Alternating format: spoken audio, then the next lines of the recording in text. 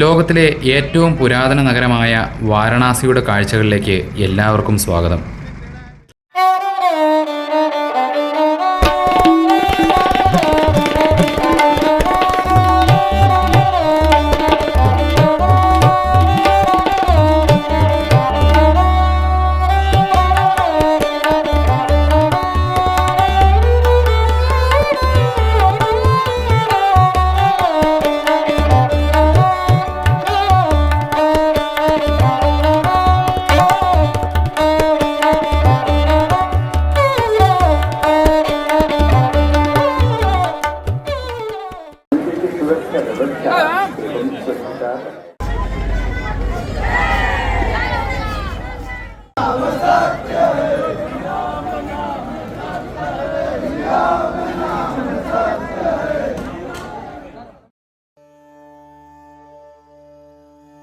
ഗംഗാനദിയുടെ വടക്ക് പടിഞ്ഞാറായി ലോകത്തിലെ ഏറ്റവും പുരാതന നഗരങ്ങളിലൊന്നായ വാരണാസി തൻ്റെ നിഗൂഢതകളിലേക്ക് തീർത്ഥാടകരെയും സഞ്ചാരികളെയും ആകർഷിച്ചുകൊണ്ടിരിക്കുന്നു.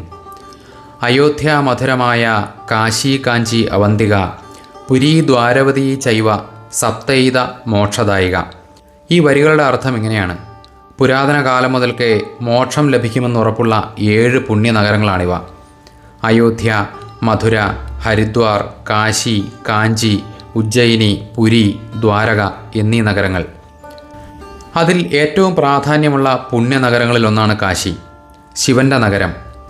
കാശി എന്നാൽ പ്രകാശത്തിൻ്റെ നഗരമെന്നാണ് അർത്ഥമാക്കുന്നത്. ലോകമുണ്ടായപ്പോൾ സൂര്യൻ്റെ ആദ്യ കിരണങ്ങൾ കാശിയിൽ പതിച്ചതായി വിശ്വസിക്കപ്പെടുന്നു. അതിനാൽ ലോകാവസാനം സംഭവിച്ചാലും കാശി നഗരം നിലനിൽക്കുമെന്നാണ് വിശ്വാസം. ശിവൻ്റെ ത്രിശൂലത്തിന്മേലാണത്രേ കാശിയുടെ കിടപ്പ്. ഭാരതത്തിലെ 12 ജ്യോതിർലിംഗ സ്ഥാനങ്ങളിലൊന്ന്, സതീദേവിയുടെ 51 ശക്തിപീഠങ്ങളിലൊന്ന്. അങ്ങനെ പ്രത്യേകതകൾ ഒരുപാടാണ് കാശിക്ക്. സാക്ഷാൽ കാലഭൈരവനാണ് കാശിയുടെ സംരക്ഷകൻ. ഒരു വട്ടം കാശിയിലെത്തിയവന് മോക്ഷത്തിലേക്കുള്ള വഴി തെളിയും. ജനനത്തിന് മേൽ മരണത്തിൻ്റെ വിജയം ആഘോഷിക്കുന്ന നഗരം, ഒരിക്കലും അണയാത്ത യാഗഭൂമി. പക്ഷേ ഇവിടെ യാഗത്തിനായുള്ള ഹവിസ് മനുഷ്യശരീരമാണെന്ന് മാത്രം. ഇവിടെ ചിതയെരിയാത്ത ഒരു ദിവസമുണ്ടെങ്കിൽ അത് കാശിക്ക് വിനാശകരമായ ഒരു ദിവസമായിരിക്കുമത്രേ. ഈ പുണ്യനഗരത്തിൽ മരിക്കുകയും സംസ്കരിക്കപ്പെടുകയും ചെയ്യുന്നത് പുനർജന്മ ചക്രങ്ങളിൽ നിന്നുള്ള മോചനം കൂടിയാണെന്ന് പുരാണങ്ങളും ഐതിഹ്യങ്ങളും ഉദ്ഘോഷിക്കുന്നു. ഈ നഗരത്തിൽ ഗരുഡന് പ്രവേശനമില്ല, പല്ല് ചിലക്കില്ല, പൂക്കൾക്ക് മണമില്ല. അതുപോലെ 100 കണക്കിന് മൃതദേഹങ്ങൾ ഒരേ സമയം ചിതയിലെരിഞ്ഞാലും ആ ഒരു ഗന്ധം നമുക്ക് അനുഭവപ്പെടുകയുമില്ല. ഈ നഗരത്തിൽ നമ്മുടെ മരണത്തെയും മരണാനന്തര ചടങ്ങുകളെയും മുൻകൂട്ടി ബുക്ക് ചെയ്യാം എന്നുകൂടി കേൾക്കുമ്പോൾ ഒരുപക്ഷെ അത് അവിശ്വസനീയമായി തോന്നാം. എന്നാൽ അത് സത്യമാണ്. തിരക്കേറിയ നഗരത്തിൻ്റെ ഒരു കോണിൽ കാശി ലാബ് മുക്തിഭവൻ എന്നൊരു സ്ഥാപനമുണ്ട്. കാശിയിൽ മോക്ഷം കെട്ടി മരിക്കേണ്ടവർക്ക് ഇവിടെ ഒരു മുറി ബുക്ക് ചെയ്യാം. ഈ ഭവനത്തിൽ അവസാന നാളുകൾ ചെലവഴിക്കാനെത്തുന്നത് ആയിരങ്ങൾ. മണികർണികാഘട്ടിൽ ദഹിപ്പിക്കാനുള്ള അഗ്നി കെടാതെ സൂക്ഷിക്കുന്നത് ഈ മുക്തിഭവനിലാണ്. മുക്തിഭവനിലെത്തുന്ന വ്യക്തിക്ക് 12 ദിവസത്തിനുള്ളിൽ മോക്ഷം കിട്ടുമെന്നാണ് വിശ്വാസം. പുരാതനവും ആധുനികവുമായ ആയിരക്കണക്കിന് ക്ഷേത്രങ്ങൾ, കെട്ടിടങ്ങൾ, ജനങ്ങൾ തിങ്ങി നിറഞ്ഞു വസിക്കുന്ന നഗരം. വിവിധ ദേശങ്ങളിൽ നിന്നുള്ള ആളുകൾ, വിവിധ സംസ്കാരങ്ങൾ, നടതള്ളിയ ജീവിതങ്ങൾ, മോക്ഷം കാത്തു കിടക്കുന്നവർ, പിടിച്ചുപറിച്ചു ജീവിക്കുന്നവർ, കച്ചവടക്കാർ, ബനാറസി പട്ടുകളുടെ വർണ്ണക്കാഴ്ചകൾ, പൊടിപടർന്നു മുഷിഞ്ഞ തെരുവുകൾ, തിരക്കേറിയ നഗരവീഥികളും അവയ്ക്കിടയിലൂടെ ഹോണടിച്ചുകൊണ്ട് ചീറിപ്പായുന്ന റിക്ഷാക്കാരും ബൈക്കുകളും, അലഞ്ഞു തിരിഞ്ഞു നടക്കുന്ന ഗോമാതാക്കളും തെരുവു നായ്ക്കളും, വൃത്തിഹീനമായ തെരുവുകളും, ഇരുണ്ട ഗലികളിലൂടെ രാം നാം സത്യഹേ സത്യബോലോ മുക്തിഹേ എന്ന് ഉച്ചത്തിൽ ചൊല്ലിക്കൊണ്ട് ശവമഞ്ചവുമായി നടന്നു നീങ്ങുന്ന ആളുകൾ, 24 മണിക്കൂറും ചിതയെരിഞ്ഞുകൊണ്ടിരിക്കുന്ന ഹരിശ്ചന്ദ്രഘട്ടിലും മണികർണികാഘട്ടിലും തങ്ങളുടെ ഊഴവും കാത്തു കിടക്കുന്ന അലങ്കരിച്ച മൃതദേഹങ്ങൾ, ആദികേശവഘട്ട് മുതൽ അസീഘട്ട് വരെ നീണ്ടു നിവർന്നു കിടക്കുന്ന 88 ഘാട്ടുകൾ. ഈ ഓരോ ഘാട്ടുകൾക്കും ആയിരക്കണക്കിന് കഥകൾ പറയാനുണ്ടാവും. അഘോരികൾ, യോഗികൾ, താന്ത്രികർ, തിരക്കേറിയ നഗരവീഥികളിലൂടെയും ഘാട്ടുകളിലൂടെയും നടന്നു നീങ്ങുന്ന ലക്ഷക്കണക്കിന് ആളുകൾ. അവരിൽ ആത്മാക്കളേത് മനുഷ്യരേതെന്ന് തിരിച്ചറിയാൻ പറ്റില്ല. നൂറ്റാണ്ടുകളായി സ്വാർത്ഥതയുടെയും നിസ്വാർത്ഥതയുടെയും പുണ്യപാപങ്ങൾ ഏറ്റുവാങ്ങി മലിനയായി മൂകയായി ഒഴുകുന്ന ഗംഗാദേവി. അവളുടെ ശാന്തതയെ ഭേദിച്ചുകൊണ്ട് ഓളങ്ങളെ കീറിമുറിച്ച് തലങ്ങും വിലങ്ങും പായുന്ന യന്ത്രബോട്ടുകൾ, അവയ്ക്കിടയിലൂടെ ചിതറിപ്പറക്കുന്ന പക്ഷികൾ, ഘാട്ടുകളിലെ പടികളിൽ നിരന്നിരുന്ന് അനുഗ്രഹം നൽകുന്ന അഘോരികളും നാഗസന്യാസിമാരും. ഗംഗാതീരത്തിരുന്ന് പിതൃക്കൾക്ക് പല നിലവാരത്തിലുള്ള മോക്ഷങ്ങൾ നൽകുന്ന പാണ്ഡകളെന്നറിയപ്പെടുന്ന പൂജാരിമാർ, സംസ്കാരം നടത്തുന്ന ഡോമുകൾ, വിറക് വിൽക്കുന്നവർ, മാല വിൽക്കുന്നവർ, 24 മണിക്കൂറും ഉണർന്നിരിക്കുന്ന തെരുവുകൾ, ഇങ്ങനെ മുഷിപ്പിക്കുന്നതും സന്തോഷം നൽകുന്നതും ചിന്തിപ്പിക്കുന്നതുമായ വൈവിധ്യം നിറഞ്ഞ കാഴ്ചകൾ. പക്ഷേ ഇതിനെല്ലാം അപ്പുറം ഒരു കാശിയുണ്ട്. ജീവിതത്തിൽ ഉത്തരം കിട്ടാത്ത പല ചോദ്യങ്ങൾക്കും ഈ കാശി വിശ്വനാഥൻ്റെ ഭൂമിയിൽ ഉത്തരം കിട്ടും. പക്ഷേ നമ്മെ പരീക്ഷിക്കാനായി കാണിക്കുന്ന ഭൗതിക കാഴ്ചകളെ വിശകലനം ചെയ്യാതെ ആത്മീയമായ തെളിഞ്ഞ മനസ്സുമായി മാത്രം വേണം നമ്മളറിയാതെ ക്ഷണിക്കപ്പെട്ട ഈ ഭൂമിയിലേക്കെത്താൻ. കാശിയിലെത്തിയാൽ തിരിച്ചു നാട്ടിലെത്തും വരെ കാലഭൈരവൻ്റെ സംരക്ഷണയിലായിരിക്കും നമ്മൾ. അല്ലാത്തവർ അവിടെ തന്നെ ലയിച്ചു തീരും, ഒരു മടക്കയാത്രയില്ലാതെ നിത്യമോക്ഷത്തിലേക്ക്.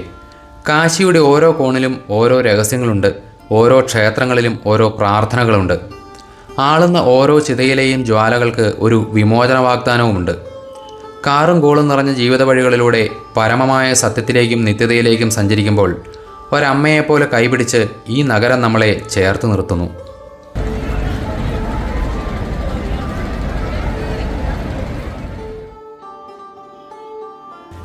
വാരണാസിയിൽ എത്തിയപ്പോൾ തന്നെ രാത്രി വൈകിയിരുന്നു. കാശി വിശ്വനാഥ ക്ഷേത്രത്തിൽ നിന്നും 2.5 കിലോമീറ്റർ മാറി കേദാർഘട്ടിനടുത്തുള്ള ഡോബിയാന ഗലിക്കുള്ളിലുള്ള കൊച്ചിൻ സത്രത്തിലായിരുന്നു താമസം. ഒരു പരിചയവുമില്ലാത്ത ഈ നാട്ടിൽ രാത്രി 12 മണിക്ക് ഈ ഇരുണ്ട ഗലിക്കുള്ളിലൂടെ തപ്പിപ്പിടിച്ച് സത്രത്തിലെത്തിയത് ആലോചിക്കുമ്പോൾ തന്നെ ഇപ്പോഴും ഒരു ഉൾക്കിടലമാണ്. പിറ്റേന്ന് രാവിലെ 5:30 ആയപ്പോഴേക്കും ഉണർന്ന് 6:30 പുറത്തേക്ക് പോകാൻ തയ്യാറായി. നമ്മൾ താമസിക്കുന്ന ഈ കൊച്ചിൻ സത്രത്തിന് മറ്റൊരു കഥ കൂടിയുണ്ട്. യഥാർത്ഥത്തിൽ ഈ സത്രം കൊച്ചിൻ ദേവസ്വം ബോർഡിൻ്റെ ഉടമസ്ഥതയിലുള്ളതാണ്. തിരുവിതാംകൂറിലെയും കൊച്ചിയിലെയും രാജാക്കന്മാർ ഇവിടെ വരുമ്പോൾ താമസിക്കുന്നതിനും ഇവിടെ വരുന്ന മലയാളികൾക്കും മറ്റും തങ്ങുന്നതിനും വേണ്ടി നിർമ്മിച്ചതാണിവ. തിരുവിതാംകൂറിൻ്റെ സത്രം മറ്റൊരു ഭാഗത്താണ്. പക്ഷേ സ്വാതന്ത്ര്യാനന്തരം ദേവസ്വം ബോർഡിന് കൈമാറിയതോടെ അതിൻ്റെ കഷ്ടകാലവും ആരംഭിച്ചു. പതിറ്റാണ്ടുകളായി അവഗണന കൊണ്ടും തകർന്നും അന്യാധീനപ്പെട്ടും മലയാളികൾക്കോ മറ്റു തീർത്ഥാടകർക്കോ ഒരു പ്രയോജനവുമില്ലാത്ത അവസ്ഥയിലുമായിരുന്നു. അങ്ങനെ കൊച്ചിൻ സത്രത്തിൻ്റെ ശോചനീയാവസ്ഥയെപ്പറ്റി നിരന്തരമായ മാധ്യമ റിപ്പോർട്ടുകൾ വന്നതിനെ തുടർന്ന് കുറച്ച് വർഷങ്ങൾക്ക് മുൻപ് 1/2 കോടിയോളം രൂപ ചെലവിട്ട് ദേവസ്വം ബോർഡ് സത്രം പുനരുദ്ധരിച്ചെങ്കിലും പുനർനിർമ്മാണം നടത്തിയ കോൺട്രാക്ടർ ഫർദീൻ ഖാൻ്റെ കയ്യിൽ തന്നെ അതിൻ്റെ നടത്തിപ്പും എത്തിപ്പെട്ടു. പിന്നീട് വർഷങ്ങളോളം അയാൾ അത് കൈയടക്കി വെച്ചു. നീണ്ട നിയമ പോരാട്ടങ്ങളെ തുടർന്നാണ് ദേവസ്വം ബോർഡിന് പിന്നീട് അത് തിരികെ കിട്ടിയത്. ജൂന അഖാഡയുടെ മഹാമണ്ഡലേശ്വരും മലയാളിയുമായ ശ്രീ ആനന്ദവനം ഭാരതിയുടെയും സംഘത്തിൻ്റെയും ശക്തമായ പരിശ്രമം കൊണ്ടുകൂടി സാധിച്ചതാണിത്. അങ്ങനെ കൊച്ചിൻ ദേവസ്വം ബോർഡ് സത്രത്തിന് നടത്തിപ്പിനായി ജൂന അഖാഡയെ ചുമതലപ്പെടുത്തുകയും കഴിഞ്ഞ 31-ന് ജൂന അഖാഡയെ പ്രതിനിധീകരിച്ച് സ്വാമി ആനന്ദവനം താക്കോൽ ഏറ്റുവാങ്ങുകയും ചെയ്തു.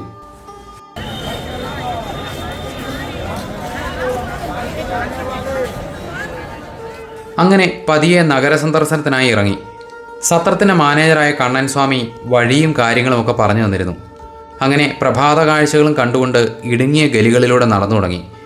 വാരണാസി എന്ന നഗരത്തിൻ്റെ ഹൃദയഭാഗം എന്ന് തന്നെ പറയാവുന്ന ഈ ഗലികളെക്കുറിച്ച് തന്നെ പറഞ്ഞു തുടങ്ങാം. ചെറിയ ഇടവഴികളോടുകൂടി ഇരുവശത്തുമുള്ള കെട്ടിടങ്ങൾക്കിടയിലൂടെ ഒരു വടവൃക്ഷത്തിൻ്റെ വേരുകൾ പോലെ പല ഭാഗത്തേക്കും പിരിഞ്ഞു പോകുന്ന ഇടുങ്ങിയ വഴികളാണിവ. ഈ നഗരത്തിൻ്റെ ഒരറ്റം മുതൽ മറ്റേ അറ്റം വരെയും നമുക്ക് ഈ ഗലികളിലൂടെ സഞ്ചരിക്കാം. നൂറ്റാണ്ടുകളായിട്ട് നിർമ്മിച്ചു കൂട്ടിയ വ്യത്യസ്ത ശൈലികളിലുള്ള പഴയതും പുതിയതുമായ ഒരുപാട് കെട്ടിടങ്ങളും ക്ഷേത്രങ്ങളും ധർമ്മശാലകളും ഒക്കെയുണ്ട് ഇവിടെ. കൂടാതെ ഇതിനോടുകൂടി വീടുകളും കടകളും തെരുവ് കച്ചവടക്കാരും പീഡിക തിണ്ണുകളിലിരുന്ന് വിവിധ ജോലികൾ ചെയ്യുന്നവരെയും ഒക്കെ കാണാം. നഗരത്തോട് ചേർന്നുള്ള ഭാഗങ്ങളായതുകൊണ്ട് തന്നെ എപ്പോഴും അസാധ്യമായിട്ടുള്ള തിരക്കായിരിക്കും ഈ ഗലികൾക്കുള്ളിൽ. അങ്ങോട്ടും ഇങ്ങോട്ടും ആളുകൾ എപ്പോഴും സഞ്ചരിച്ചുകൊണ്ടേയിരിക്കും. ഈ ഗലികൾക്കുള്ളിലൂടെ മറ്റു വണ്ടികളൊന്നും കടന്നു വരില്ല. കഷ്ടിച്ച് സൈക്കിളുകൾക്കും ബൈക്കുകാർക്കും കടന്നു പോകാം. അതും നല്ലൊരു തിരക്ക് തന്നെയാണ്. പിന്നെ നമുക്ക് സഹിക്കാൻ വയ്യാത്തത് അനാവശ്യമായി ഓണടിച്ച് മനുഷ്യരെ ഇവർ ശല്യം ചെയ്യുമെന്നുള്ളതാണ്. ഇവിടെയുള്ളവർ നേരം വെളുത്തു കഴിഞ്ഞാൽ പശുക്കളെ അഴിച്ച് തെരുവിലേക്ക് വിടും. അതുങ്ങൾ രാവിലെ മുതലിങ്ങനെ അലഞ്ഞു തിരിഞ്ഞ് വൈകുന്നേരം വരെ ഈ തെരുവുകളിലൂടെ കറങ്ങി നടക്കുകയും ചെയ്യും. കൂടാതെ തെരുവ് നായ്ക്കളും. പക്ഷേ ഇവർ അധികം അങ്ങനെ ആരെയും ഉപദ്രവിക്കുമെന്ന് പതിവില്ല.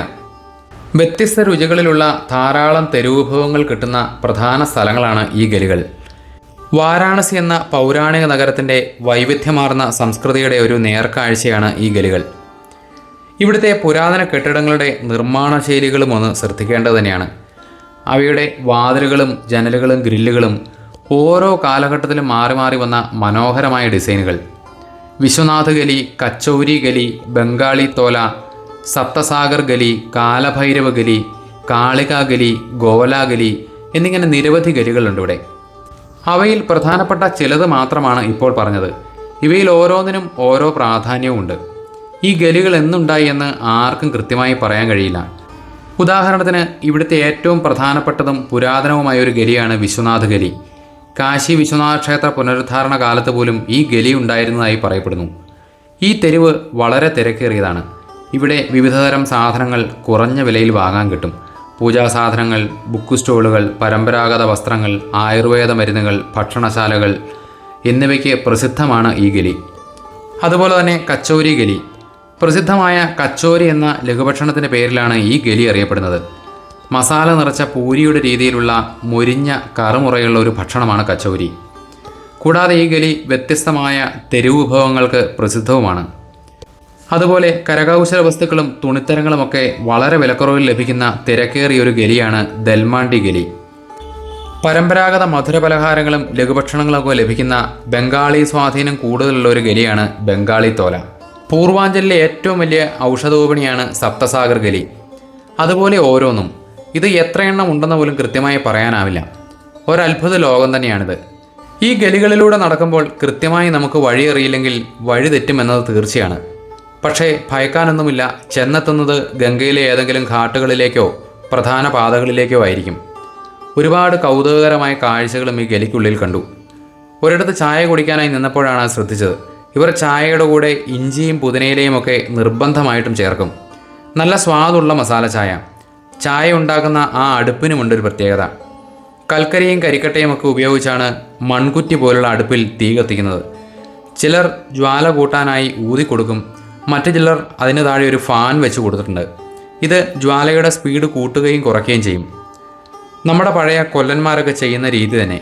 അവർ കൽക്കരിക്ക് പകരം ചിരട്ട ഉപയോഗിക്കുമെന്ന് മാത്രം. ഈ ഗലികളിലൂടെ കടന്നു പോകുമ്പോൾ ഒരു 50 വർഷമെങ്കിലും പുറകിലൂടെ സഞ്ചരിക്കുന്ന ഒരു അനുഭവമാണ് നമുക്കുണ്ടാവുക. വഴിയരികിൽ പേപ്പർ വായിച്ചിരിക്കുന്നവരും ചായയും കുടിച്ച് വെടിവട്ടം കൂടിയിരിക്കുന്നവരും ഭക്ഷണ സാധനങ്ങൾ ഉണ്ടാക്കുന്നവരും പഴയ തടികസേരയിലിരുന്ന് ക്ഷൗരം ചെയ്യുന്നവരെയും ഒക്കെ കാണാം. അങ്ങനെ ഈ ഗലികളിലൂടെ നടന്ന് വിശ്വനാഥ ക്ഷേത്രത്തിലേക്കുള്ള വഴിയിലേക്കാണ് എത്തിയത്. ക്ഷേത്രത്തിന് 4 ഭാഗത്തും കിലോമീറ്ററുകൾ നീളുന്ന ക്യൂ ആണ്. നാനാഭാഗത്തു നിന്നും കടന്നൽ കൂട്ടങ്ങൾ ഇളകിയതുപോലെയാണ് ആളുകൾ വന്നു ചേരുന്നത്. ക്യൂ നിൽക്കുന്ന ബാരിക്കേഡിനുള്ളിൽ കയറുന്ന അപകടമാണെന്ന് തോന്നിയുകൊണ്ട് തൽക്കാലം ക്യൂവിൽ കയറണ്ട എന്ന് തന്നെ തീരുമാനിച്ചു. ക്ഷേത്രത്തിന് മുൻഭാഗത്ത് നിന്ന് തൊഴുതു. ഇവിടെ നിന്നും കുറച്ചപ്പുറത്താണ് കാലഭൈരവ ക്ഷേത്രം. കാശിയിൽ വന്നാൽ ആദ്യം ദർശിക്കേണ്ടതും കാലഭൈരവമൂർത്തിയാണ്. കാശിയുടെ സംരക്ഷകനാണ് കാലഭൈരവമൂർത്തി. കാശി വിശ്വനാഥ ക്ഷേത്രത്തിന് മുൻപിൽ നിന്നും അല്പം മാറി കാലഭൈരവ ഗലിയിലാണ് ഈ ക്ഷേത്രം സ്ഥിതി ചെയ്യുന്നത്. പക്ഷേ അവിടെയും തിരക്ക് തന്നെ. പ്രധാന വഴിയിൽ നിന്നും കഷ്ടിച്ച് 100 മീറ്റർ നടക്കേണ്ട സ്ഥാനത്ത് 2-3 കിലോമീറ്റർ ഗലികളിലൂടെ ചുറ്റിത്തിരിഞ്ഞാണ് തിരക്ക് നിയന്ത്രിക്കാൻ ക്യൂ കടത്തിവിടുന്നത്. പക്ഷേ അതുകൊണ്ട് ചില കാഴ്ചകൾ കാണാൻ സാധിച്ചു. വാരണാസിയിലെ രാഷ്ട്രീയ സാഹചര്യങ്ങളെപ്പറ്റി എല്ലാവരും കേട്ടിട്ടുണ്ടാവുമല്ലോ. മുഗളന്മാരുടെ കാലത്ത് ഒരുപാട് ക്ഷേത്രങ്ങൾ തകർക്കുകയും ചില ക്ഷേത്രങ്ങളുടെ ചുറ്റിനും ഉയരത്തിൽ കെട്ടിടങ്ങൾ കെട്ടിമറിച്ച് അവരുടെ ആളുകളെ അവിടെ താമസിപ്പിക്കുകയും ചെയ്തിരുന്നു. അടുത്തിടെ ആ കെട്ടിടങ്ങൾ മുഴുവനും സർക്കാർ ഇടിച്ചു കളഞ്ഞ് ക്ഷേത്രങ്ങൾ വീണ്ടെടുക്കുകയും ചില ഭാഗങ്ങളൊക്കെ കുടിയൊഴിപ്പിക്കുകയും ചെയ്തു. അത്തരത്തിലൊരു ഭാഗമാണ് ഈ കാണുന്നത്. അതിനിടയിലും ഒരു ക്ഷേത്രമുണ്ട്. മുഗൾ കാലഘട്ടത്തിൽ അക്ബറിൻ്റെ ഭരണകാലത്താണ് വാരാണസി ബനാറസായി പേര് മാറിയത്. എങ്കിലും ബ്രിട്ടീഷുകാരുടെ കാലത്താണ് ഔദ്യോഗികമായി ബനാറസ് എന്ന പേരിന് പ്രചാരം ലഭിച്ചത്. കാരണം നാവ് വഴങ്ങാനുള്ള എളുപ്പം തന്നെ. പിന്നീട് 1956 മെയ് 24 ഉത്തർപ്രദേശ് മുഖ്യമന്ത്രി സമ്പൂർണാനന്ദ് ഔദ്യോഗികമായി ബനാറസ് എന്ന പേര് മാറ്റി വാരണാസി എന്ന പേരിലേക്ക് ആക്കുകയും ചെയ്തു. ഉത്തരഭാരതത്തിലെ ഇത്തരത്തിലുള്ള ഓരോ നഗരത്തിൻ്റെയും പഴയ ചരിത്രങ്ങൾ എടുത്തു നോക്കിയാൽ ഇതുതന്നെ കാണാം. ഉദാഹരണം അലഹബാദ് പ്രയാഗ്രാജ് ആയതുപോലെ തന്നെ. അങ്ങനെ നടക്കുമ്പോഴാണ് ഒരു സ്ത്രീ കൂടയിൽ പാമ്പുമായി ഇരിക്കുന്നത് കണ്ടത്. അനുഗ്രഹം നൽകാനാവും.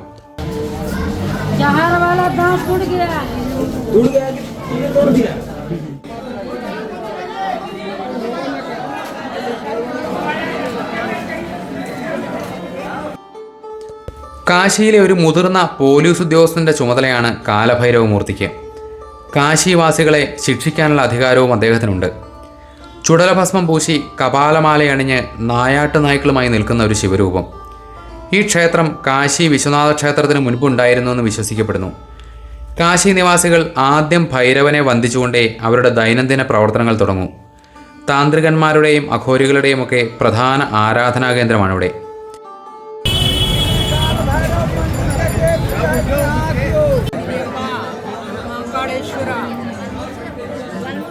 ശിവന്റെ തന്നെ അംശമായ അഷ്ടഭൈരവന്മാരിൽ ഒരാളാണ് ഈ കാലഭൈരവമൂർത്തി. പ്രേതബാധയ്ക്കും മനഃശാഞ്ചല്യത്തിനും മറ്റും പ്രതിവിധി തേടി ആളുകൾ ഇവിടെ എത്തുന്നു. ഭഗവാന്റെ അനുഗ്രഹത്താൽ അതിന് ശമനമുണ്ടാകുമെന്നാണ് വിശ്വാസം. ഇവിടെ നിന്നും ജപിച്ചു കിട്ടുന്ന കറുത്ത ചരട് കുട്ടികളെ ധരിപ്പിക്കുന്നത് നല്ലതാണ് എന്നുള്ള വിശ്വാസവുമുണ്ട്. മറ്റൊരത്ഭുതമായി കാലഭൈരവന്റെ വാഹനമായ ഒരു ശ്വാനൻ ശ്രീകോവിലിൻ്റെ മുമ്പിൽ എപ്പോഴും ഉണ്ടാവും. ഇവിടെ ക്ഷേത്രത്തിനുള്ളിൽ ഫോട്ടോഗ്രാഫി അനുവദനീയമല്ല. കർശനമായ സുരക്ഷയും. വളരെ വിശാലമായൊരു പ്രദേശമായിരുന്നു പണ്ട് കാലത്തിവിടെ.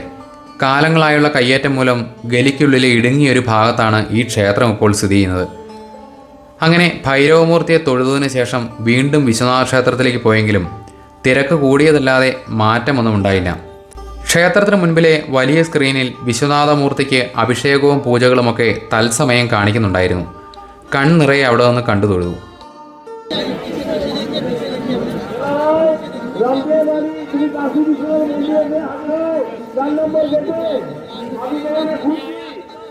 പിന്നീട് അവിടെ നിന്ന് നേരെ ഗംഗാതീരത്തുള്ള ഘാട്ടുകളിലേക്കാണ് പോയത്. ഘാട്ടുകൾ എന്നാൽ ഇവിടെ നഗരത്തിൽ നിന്ന് നദീതീരത്തേക്ക് ഇറങ്ങാനുള്ള വഴിത്താരകളും ഇടയിലിടയിൽ വീതിയുള്ള തട്ടുകളോട് കൂടിയതുമായ വിശാലമായ പടവുകളാണ്. ഈ ഘാട്ടുകളിലൂടെ വാരണാസിയുടെ ഒരറ്റത്തു നിന്നും മറ്റേ അറ്റം വരെ ഗംഗാതീരത്തുകൂടി സുഖമായി നടക്കാം.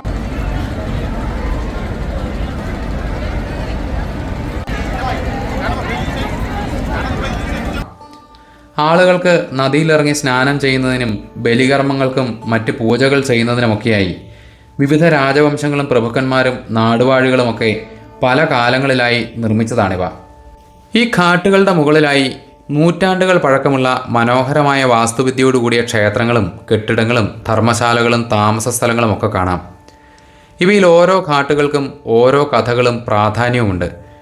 തെക്കേ അറ്റത്തുള്ള അസീഘട്ട് മുതൽ വടക്കേ അറ്റത്തുള്ള ആദികേശവഘട്ട് വരെ ഏതാണ്ട് 8 കിലോമീറ്ററോളം വരും. ഗംഗാതീരത്തുള്ള ഈ ഘാട്ടുകളിലൂടെ നടന്നു കാണാൻ ഒരുപാട് കാഴ്ചകളുണ്ട്. ഒരു നഗരം മുഴുവനും ഗംഗാതീരത്തേക്ക് ഒഴുകിയിറങ്ങുന്നത് ഈ ഘാട്ടുകളിലൂടെയാണ്. അസീഘട്ട്, ദശാശ്വമേധഘട്ട്, മണികർണികാഘട്ട്, ഹരിശ്ചന്ദ്രഘട്ട്, പഞ്ചഗംഗാഘട്ട്, കേദാർഘട്ട്, ഗംഗാഘട്ട്, തുളസീഘട്ട്, അഹല്യഭായ് ഘട്ട്, ആദികേശവഘട്ട് എന്നിങ്ങനെ ഓരോരോ പേരുകൾ. ഇവയിൽ മിക്ക ഘട്ടുകളും സ്നാനം ചെയ്യുന്നതിനും ബലികർമ്മങ്ങൾക്കും മറ്റുമായി ഉപയോഗിക്കുന്നു. അതേസമയം ഹരിശ്ചന്ദ്രഘട്ടും മണികർണികാഘട്ടും മൃതശരീരങ്ങൾ സംസ്കരിക്കുന്നതിനായി മാത്രമാണ് ഉപയോഗിക്കുക. ഇവിടെ അസീഘാട്ടിലെ പ്രഭാത ആരതിയും ദശാശ്വമേധഘട്ടിലെ സന്ധ്യ ആരതിയും വളരെ പ്രധാനമാണ്. ബ്രഹ്മാവ് ദശാശ്വമേധയജ്ഞം നടത്തിയതായി പറയുന്ന ഏറ്റവും പഴക്കമേറിയതും പ്രധാനപ്പെട്ടതുമാണ് ദശാശ്വമേധഘട്ട്. കൂടുതൽ ആളുകൾ എത്തിച്ചേരുന്നതും ഈ ഘട്ടിലേക്കാണ്. വാരണാസിയിൽ വരുന്ന ആളുകൾക്ക് ഏറ്റവും ഇഷ്ടമുള്ളൊരു കാര്യമാണ് ഈ ഘട്ടുകളിലൂടെയുള്ള നടത്തവും ഗംഗാനദിയിലൂടെയുള്ള ബോട്ട് യാത്രയും. പ്രഭാത സമയത്താണെങ്കിൽ ഈ ഘാട്ടുകളുടെ പടവുകളിൽ കുടയും നിവർത്തിയിരുന്ന് ബലികർമ്മങ്ങൾ ചെയ്തു കൊടുക്കുന്ന പാണ്ഡകളെന്ന് വിളിക്കുന്ന ഒരു വിഭാഗം ബ്രാഹ്മണരെയും കാണാം. അതും ഇവിടെ ഒരു വലിയ ബിസിനസ്സും കിടമത്സരവും തന്നെയാണ്. ഈ ഘാട്ടുകളുടെ പല ഭാഗത്തായി ധാരാളം നാഗസന്യാസിമാരുടെയും അഘോരികളുടെയും ഒക്കെ യജ്ഞശാലകളുണ്ട്. അവിടെവിടെയായി ഹോമകുണ്ഡങ്ങൾ എരിയുന്നതും കാണാം. ചിലർ ദിഗംബരന്മാരായി നിന്നുകൊണ്ട് അനുഗ്രഹം കൊടുക്കുന്നു. ചിലരുടെ അവയവങ്ങളിൽ അലങ്കരിച്ച കലങ്ങളുമൊക്കെ കെട്ടിത്തൂക്കിയിട്ടുള്ള ശക്തി പരീക്ഷണങ്ങളും കാണാം. ഇവരുടെ ഒരു രൂപം തന്നെ കൗതുകമാണ്. തലയിൽ ചുറ്റിക്കെട്ടിയ ജടാഭാരം, നീണ്ട താടി, ശരീരമാസകലം ഭസ്മത്തിൽ പൊതിഞ്ഞ് വലിയ രുദ്രാക്ഷമാലകൾ അണിഞ്ഞ് കൊലുന്നനെയുള്ള ശരീരം, തീക്ഷ്ണത വരുത്തിയ കണ്ണുകൾ. ചിലർ കടന്നു പോകുന്ന ആളുകളുടെ ശിരസിൽ മയിൽപ്പീലി കെട്ടുകൊണ്ട് തട്ടിയാണ് അനുഗ്രഹിക്കുന്നത്. ആളുകൾ കൂടുന്നതിനനുസരിച്ച് അവരുടെ മുൻപിലെ പാത്രം നോട്ടുകളും നാണയത്തൊട്ടുകളും കൊണ്ട് നിറയുന്നതും കാണാം. സോഷ്യൽ മീഡിയയിൽ നമ്മൾ കാണുന്ന അതിഭാവുകങ്ങൾക്കപ്പുറം ഇവിടെ പലതും നല്ലൊരു കച്ചവടമാണ്. എന്നാൽ യഥാർത്ഥ സന്യാസിമാരെയും ചുരുക്കമായി കാണാം. പക്ഷേ അവർ ഇത്തരത്തിലുള്ള കോപ്രായങ്ങളൊന്നും കാട്ടുകയില്ല. ആ ഒരു ചൈതന്യം അവരുടെ മുഖത്തേക്ക് നോക്കുമ്പോൾ തന്നെ നമുക്കറിയാം. അവരെ കണ്ടുകിട്ടുക എന്നതും ബുദ്ധിമുട്ടാണ്. അതിന് ഈശ്വരൻ തന്നെ വഴിയൊരുക്കുകയും വേണം.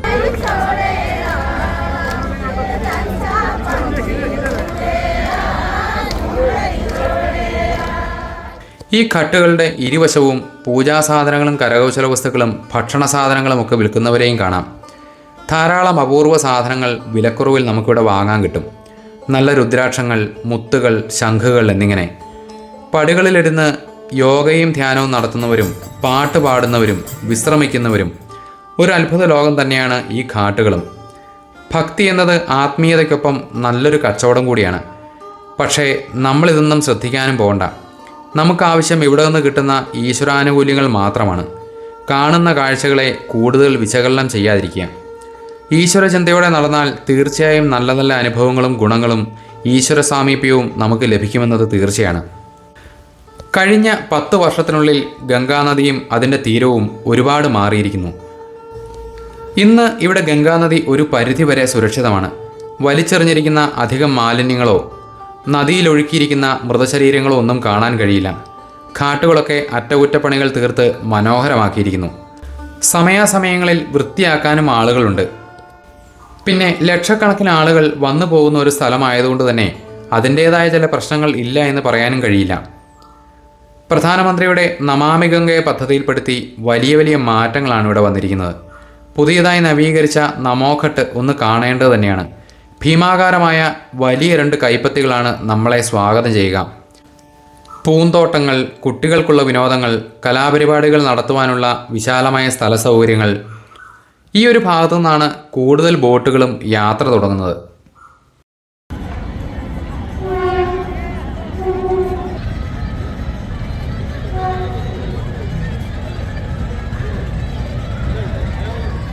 ഇനി നമുക്ക് ഈ നഗരത്തിൻ്റെ ചരിത്ര പശ്ചാത്തലം കൂടി ഒന്ന് നോക്കാം. വരുണ നദിയും അസി നദിയും തെക്ക് നിന്നും വടക്കു നിന്നുമായി ഗംഗാനദിയിൽ സംഗമിക്കുന്നതിൻ്റെ ഇടയിൽ ഗംഗാതീരത്തുള്ള പ്രദേശം എന്ന അർത്ഥത്തിലാണ് വാരണാസി എന്ന പേര് വന്നതെന്ന് പറയപ്പെടുന്നു. കാശി എന്നാൽ പ്രകാശത്തിൻ്റെ അല്ലെങ്കിൽ പ്രകാശമാനമായ നഗരം എന്നൊക്കെയാണ് സംസ്കൃതത്തിൽ അർത്ഥമാക്കുന്നത്. ക്ഷേത്രങ്ങളുടെ നഗരം, മതതലസ്ഥാനം, ശിവൻ്റെ നഗരം, പ്രകാശത്തിൻ്റെ നഗരം, അറിവിൻ്റെ നഗരം എന്നിങ്ങനെയൊക്കെയാണ് ഈ നഗരത്തെ വിശേഷിപ്പിക്കുന്നത്.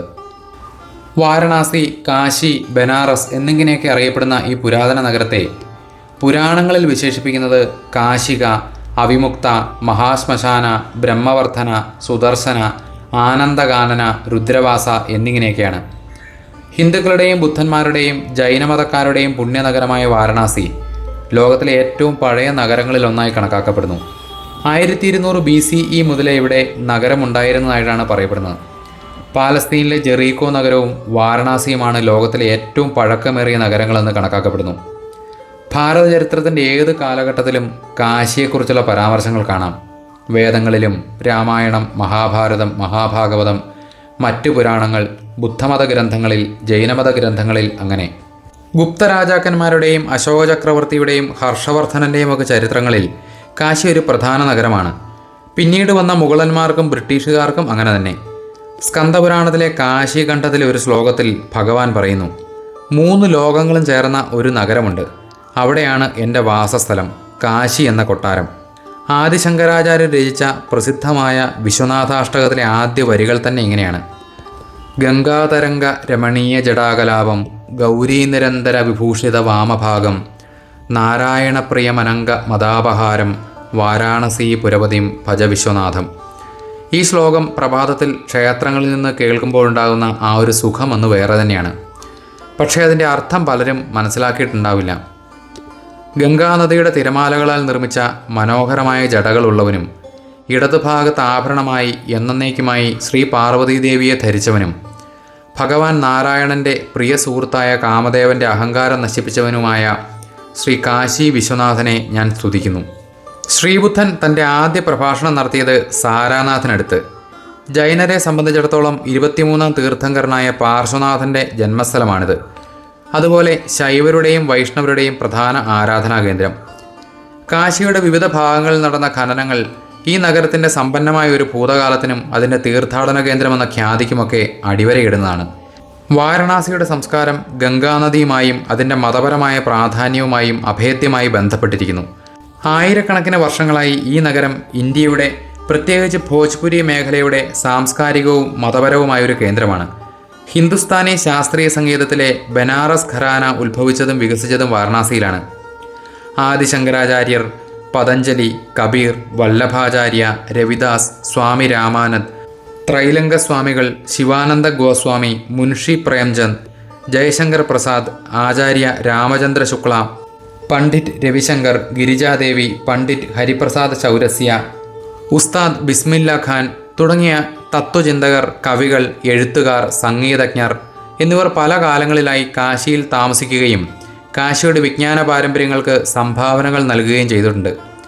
1916 മദൻ മോഹൻ മാളവി നിർമ്മിച്ച ബനാറസ് യൂണിവേഴ്സിറ്റി ഏഷ്യയിലെ തന്നെ ഏറ്റവും വലിയ റെസിഡൻഷ്യൽ സർവകലാശാലയും ഭാരതത്തിലെ ഏറ്റവും മികച്ച വിദ്യാഭ്യാസ സ്ഥാപനങ്ങളിലൊന്നുമാണ്.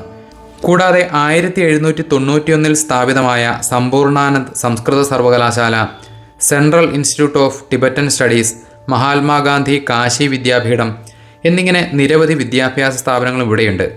ഹിന്ദി സാധാരണ ഭാഷയാണെങ്കിലും ഇവിടുത്തെ തദ്ദേശീയരായ ആളുകൾ പ്രധാനമായും സംസാരിക്കുന്നത് കിഴക്കൻ ഇന്തോ ആര്യൻ ഭാഷയായ ഭോജ്പുരിയാണ്. പ്രശസ്ത അമേരിക്കൻ എഴുത്തുകാരനായ മാർക്ക് ട്വെയിൻ ഇങ്ങനെ എഴുതി: ബനാറസ് ചരിത്രത്തേക്കാൾ പഴക്കമുള്ളതാണ്, പാരമ്പര്യങ്ങളേക്കാൾ പഴക്കമുള്ളതാണ്, ഇതിഹാസങ്ങളേക്കാൾ പഴക്കമുള്ളതാണ്. അവയെല്ലാം ഒരുമിച്ച് ചേർക്കുന്നതിനേക്കാൾ ഇരട്ടി പഴക്കമുള്ളതാണ്. ആര്യന്മാരുടെ വരവ് തുടങ്ങി സൂര്യവംശത്തിൻ്റെയും ചന്ദ്രവംശത്തിൻ്റെയും ഒക്കെ രാജവംശങ്ങൾ കാശി ഭരിച്ചിരുന്നതായി ഐതിഹ്യങ്ങൾ പറയുന്നു. പിന്നീട് മഹാഭാരത യുഗത്തിലും പിൽക്കാല വേദകാലഘട്ടത്തിലുമൊക്കെ വാരണാസി വിവിധ രാജവംശങ്ങളുമായി ബന്ധപ്പെടുത്തി പരാമർശിക്കപ്പെടുന്നുണ്ട്. പിന്നീട് മഹാജനപദ കാലഘട്ടത്തിൽ വർദ്ധമാന മഹാവീരൻ്റെയും ഗൗതമബുദ്ധൻ്റെയും ഒക്കെ കാലത്ത് കാശി ഒരു പ്രധാന കേന്ദ്രം തന്നെയായിരുന്നുവെന്ന് അവരുടെ മതഗ്രന്ഥങ്ങളിൽ കാണാം. ഭാരതത്തിൻ്റെ സാംസ്കാരിക ചരിത്രത്തിലെ പുരാതനവും വിചിത്രവും നിഗൂഢവുമായ ഒരേടാണ് വാരണാസി.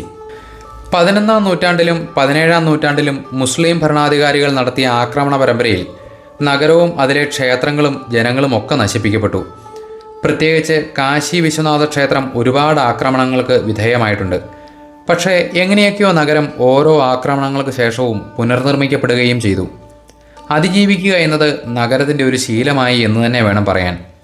12-ാം നൂറ്റാണ്ട് വരെ പുരാണങ്ങളിൽ പറയുന്ന കാശി ഏതാണ്ട് 17-ാം നൂറ്റാണ്ടോടെ അപ്രത്യക്ഷമായി.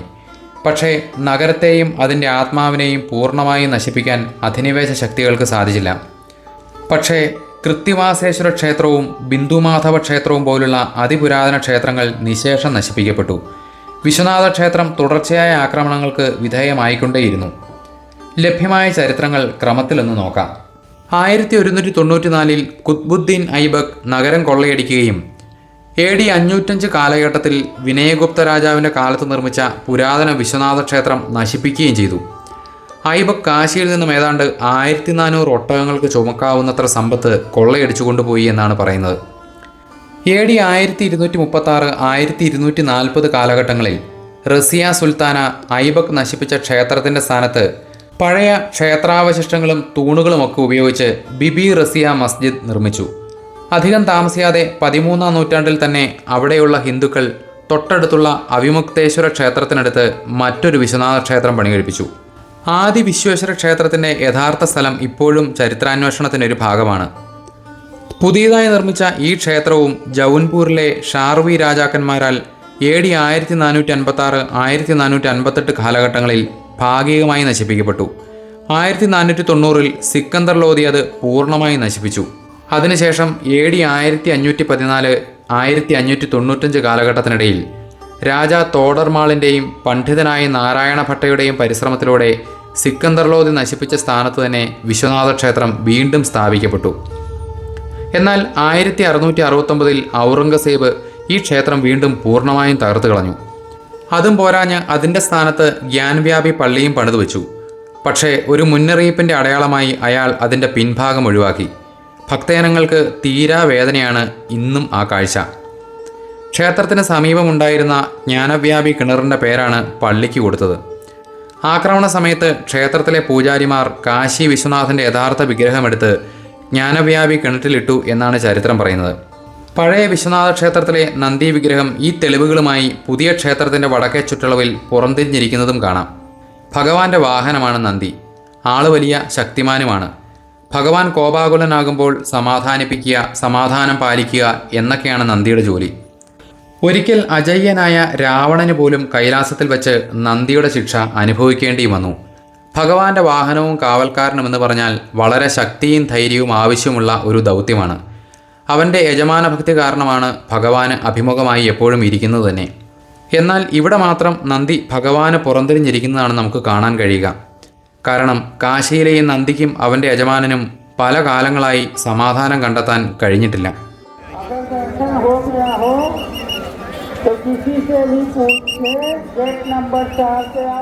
പതിനെട്ടാം നൂറ്റാണ്ടിൽ മറാത്ത മാൾവ രാജ്ഞിയായിരുന്ന അഹല്യാഭായ് ഹോൾക്കർ ഗ്യാൻവ്യാപി മസ്ജിദിന് സമീപം നിർമ്മിച്ചതാണ് ഇപ്പോഴത്തെ കാശി വിശ്വനാഥ ക്ഷേത്രം.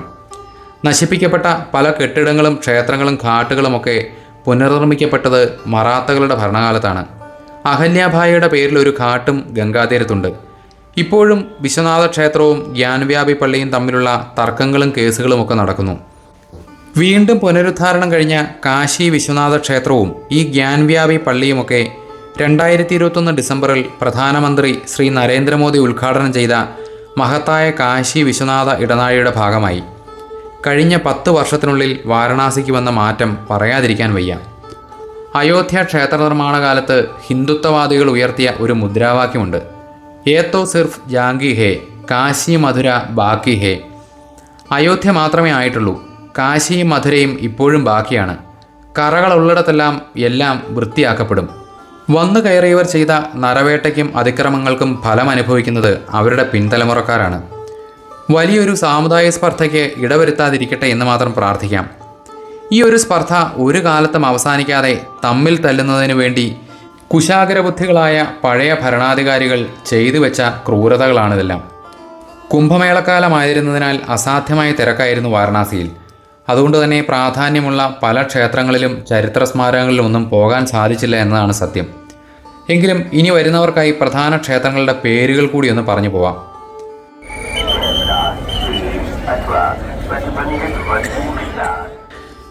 വാരണാസിയുടെ കാവൽക്കാരനായ കാലഭൈരവനെ ദർശിച്ചുകൊണ്ട് വേണം തുടങ്ങാൻ. ഒരു 100 മീറ്ററിനുള്ളിൽ ഒരു ക്ഷേത്രമെങ്കിലും ഇവിടെ കാണാം. വാരണാസിയിലെ ചില പ്രധാന ക്ഷേത്രങ്ങൾ ഇവയാണ്: കാശി വിശ്വനാഥ ക്ഷേത്രം, അന്നപൂർണേശ്വരി ക്ഷേത്രം, കാശി വിശാലാക്ഷി മാത, നേപ്പാളി മന്ദിർ, ഭാരത് മാതാ ക്ഷേത്രം, കുരങ്ങന്മാരുടെ കാവലിലുള്ള ദുർഗാമാതാ ക്ഷേത്രം, ജൈന ക്ഷേത്രങ്ങൾ, ബുദ്ധക്ഷേത്രങ്ങൾ, സങ്കടമോചൻ ഹനുമാൻ ക്ഷേത്രം. പിന്നെ ബനാറസ് യൂണിവേഴ്സിറ്റിക്കുള്ളിലെ ബിർള നിർമ്മിച്ചു കൊടുത്ത പുതിയ കാശി വിശ്വനാഥ ക്ഷേത്രം. ഇത് ബിർള മന്ദിർ എന്നും അറിയപ്പെടുന്നു. ബനാറസ് യൂണിവേഴ്സിറ്റിയും ബിർള മന്ദിറുമൊക്കെ നിശ്ചയമായും സന്ദർശിക്കണം. പിന്നെ ഗംഗയിലെ ഘാട്ടുകളിൽ ഒരുപാട് ക്ഷേത്രങ്ങളുണ്ട്. അതിലൊന്നാണ് ഗംഗാനദിയിലേക്ക് ഇറങ്ങി 9 ഡിഗ്രിയോളം ചെരിഞ്ഞു നിൽക്കുന്ന പിസാഗോപുരത്തെ വെല്ലുന്ന അത്ഭുത നിർമ്മിതിയായ രത്നേശ്വർ മഹാദേവ ക്ഷേത്രം. മണികർണികാ ഘട്ടിനടുത്താണ് ഇത് സ്ഥിതി ചെയ്യുന്നത്. പിന്നെ മൃത്യുഞ്ജയ മഹാദേവ ക്ഷേത്രം, തുളസി മാനസ് മന്ദിർ, ടിബറ്റൻ ക്ഷേത്രം എന്നിവയൊക്കെയാണ് ഇവിടുത്തെ പ്രധാന ക്ഷേത്രങ്ങൾ. ഇനി ഒരിക്കൽ പോകുമ്പോൾ ഈ ക്ഷേത്രങ്ങളുടെ വിശദമായ കാഴ്ചകളും വിശേഷങ്ങളുമൊക്കെ കാണിക്കാം. ഇനി ഇവിടെ വന്നാൽ കാണാനുള്ളത് ഇവിടുത്തെ ചരിത്ര സ്മാരകങ്ങളാണ്. രാംനഗർ ഫോർട്ട്, സാരാനാഥ്, ധമക് സ്തൂപം, ബനാറസ് യൂണിവേഴ്സിറ്റി, ഭാരത് കലാഭവൻ, ചൂണാർ ഫോർട്ട്, മാൻമഹൽ, ആലംഗീർ മസ്ജിദ്, അങ്ങനെ പോകുന്നു ആ ലിസ്റ്റ്.